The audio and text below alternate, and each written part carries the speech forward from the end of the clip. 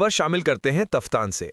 हमारे bureau chief Salim सासूली Bloch की report के मुताबिक पाक ईरान के सरहदी शहर तफ्तान में बाबरकत इंग्लिश लैंग्वेज सेंटर में सालाना रिजल्ट के सिलसिले में एक पुरवकार तकरीब का इनेकाद हुआ।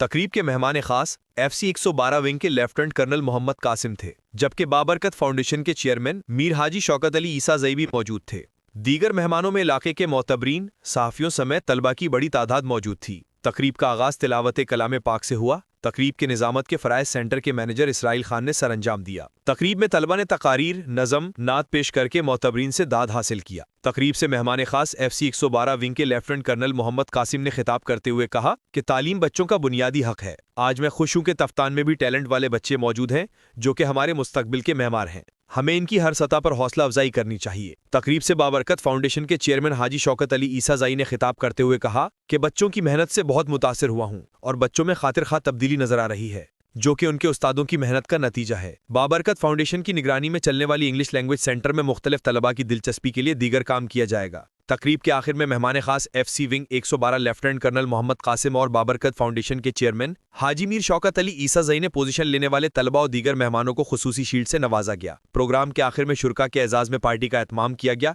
तमाम मेहमानों ने बाबरकत इंग्लिश लैंग्वेज सेंटर की कारकर्दगी और इंतजामिया की काविशों को सराहा और मुस्तकबिल में इस इदारे के फ़रोग़ के लिए नेक ख्वाहिशात का इजहार किया।